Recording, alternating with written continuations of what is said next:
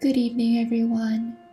Welcome back to my channel where I talk about random things on this planet without extensive research to help you night-night faster. If you have a different opinion regarding today's topic, please make sure to let me know in the comment section and argue with me there. In order to further discourage everyone from picking the bear, we are talking about the Grizzly man today. His name was Timothy Treadwell. When the bear versus men videos were popular, I was talking to a girl about it. I remember her telling me that she would rather pick the bear because she can just tell the bear to go away, and that if she had picked the man would be annoying and hinder her survival ability in the woods. I gave it some thought. She wasn't entirely wrong. If you are an outdoor survival expert, a bear expert, or both, I think it is fine to pick the bear. The problem is, most of us aren't bear experts, and sometimes specialists get attacked as well. And for your information, you cannot just tell a bear to go away. It doesn't work like that. Granted, Timothy Treadwell is only a self-proclaimed bear expert. In October 2003, he was attacked and partially consumed by a bear he had been watching for months in the Alaskan wilderness. His girlfriend, Amy Huguenard, died with him. If this topic makes you uncomfortable, you have been warned. Willie Fulton was a bush pilot working for Andrew Airways at the time. He had built a professional relationship and friendship with Timothy Treadwell over the years. Fulton had routinely flown Timothy in and out of Katmai National Park each summer, often scheduling precise pickup and drop-off times due to the remote and dangerous nature of the location. Fulton had always harbored reservations about Timothy's close proximity to bears. Despite this, Timothy trusted Fulton deeply. On October 6, 2003, as per the arrangement they'd made weeks prior, Fulton arrived by float plane to pick up Timothy and his girlfriend Amy from their campsite. It was nearing the end of the Alaskan wilderness season, and Timothy's decision to remain this late was highly unusual. Fulton had already felt uneasy about this late-season stay, aware that the bears in early October tended to be significantly more aggressive, territorial, and hungry. At approximately midday, Fulton piloted his plane towards the familiar shoreline and designated landing area where Timothy would usually wait at. Looking down from the plane, Fulton immediately realized that something was off. The campsite appeared noticeably disturbed from above. Camping gear was scattered chaotically around the tent area. Personal belongings were lying haphazardly on the ground. Before he could land and further investigate, he saw a large grizzly bear pacing around and guarding the campsite. Fulton circled the area several times. He took a closer look. Turned out, the bear was feasting on a human body on the ground in small increments. He radioed immediately to park authorities, urgently alerting them that something was wrong. He relayed the details of the aggressive bear and the body.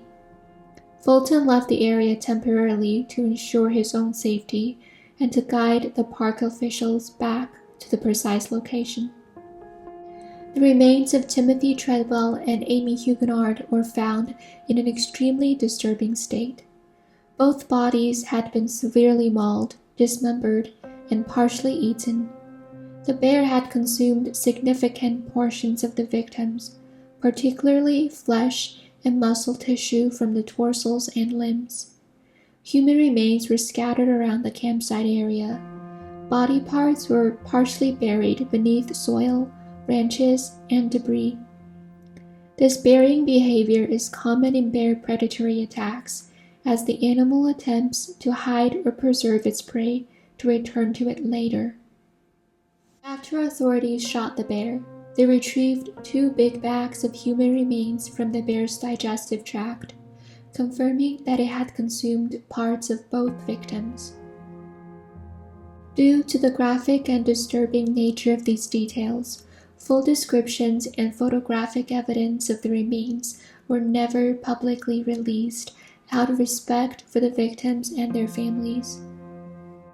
Timothy Treadwell was born Timothy William Dexter on April 29, 1957, in Long Island, New York.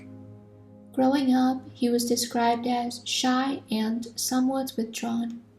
He was athletic and showed promise as a diver, receiving a swimming scholarship, though he immediately abandoned his studies at Bradley University after sustaining a back injury.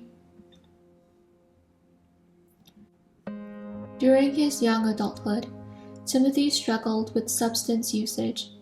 He moved to California, changed his last name to Treadwell, and pursued an acting career, which unfortunately failed him.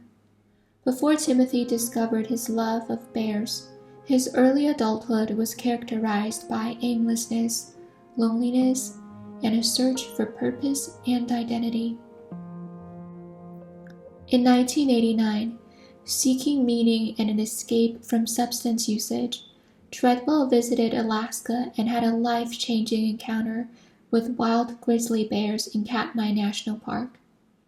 He was profoundly moved by the experience, feeling an immediate, almost spiritual connection with the animals.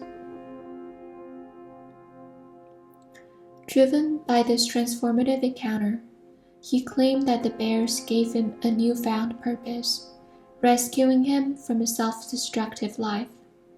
He began returning to Alaska annually, spending each summer observing and interacting with grizzlies up close. Over the next 13 summers, Timothy camped out in remote parts of Katmai National Park, often alone for months at a time. He brought video cameras to film his interactions, documenting not only bears but also foxes, birds, and the landscape. He spoke extensively to the camera, narrating his adventures, philosophical reflections, and emotional struggles. Timothy did not observe bears from a safe distance. Rather, he approached them closely, naming and treating them almost as though they were human companions. He developed relationships, recognizing individual bears and documenting their behaviors and personalities in detail. Over the years, Treadwell became convinced he had forged special, trusting relationships with several bears, believing they had accepted him into their community. While Timothy garnered some admiration for his passion and dedication, many wildlife experts sharply criticized his approach. Scientists, park officials, and conservationists argue that these interactions were irresponsible and dangerous, both for him and for the bears. They felt his presence habituated bears to humans, potentially placing both bears and future human visitors at risk. Timothy dismissed much of this criticism. He viewed himself as a protector of bears against threats like poachers, hunters, and tourists. He considered himself a steward, often suggesting that bears face immediate danger without his presence, though Katmai was already a protected national park with very little poaching. During this time, Timothy maintained a very active public persona. He appeared on talk shows, gave lectures, and gained a modest amount of fame for his work. He even went on to have his book, Among Grizzlies, traditionally published by a traditional publisher. Privately, however, he remained emotionally turbulent. Close friends described him as prone to mood swings and deeply sensitive to criticism. He met his girlfriend, Amy Huguenard, in Colorado in the late 1990s. Amy was a physician's assistant who shared his love of nature but had a more cautious view towards bears. Although the relationship had complexities, she began accompanying him to Alaska. In the summer of 2003, Timothy and Amy traveled again to Katmai National Park. Typically, they depart each year by late September. In early fall, bears tend to become increasingly aggressive while preparing for hibernation. However, this time, Timothy decided to extend his stay due to a dispute with an airline company. During this period, grizzly bears enter a state of hyperphagia as they build fat reserves. Food sources become scarce and competition increases, and the bears become more territorial. Late-season conditions also cause unfamiliar bears, often older, weaker, or desperate ones, to migrate into new territories. These bears may be more willing to approach and prey on unusual food sources, including humans. On October 5th, Timothy and Amy were attacked near their campsite and thus lost their lives. The details of the attack were later pieced together from physical evidence recovered at the site and an audio recording captured by a camera left running with his lens cap on during the attack.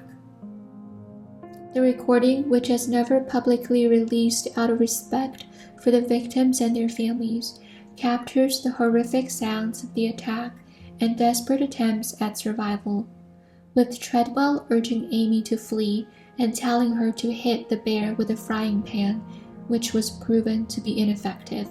In 2005, a documentary titled Grizzly Man, directed by Werner Herzog, was premiered. This documentary combines Timothy Treadwell's self-filmed footage with Herzog's narration, interviews with friends, family members, wildlife experts, park rangers, and others familiar with Treadwell's work and the events surrounding his death. Herzog emphasized the fundamental indifference of nature toward humans, warning the audience about the danger of misunderstanding the wild and projecting human emotions onto creatures incapable of reciprocating them.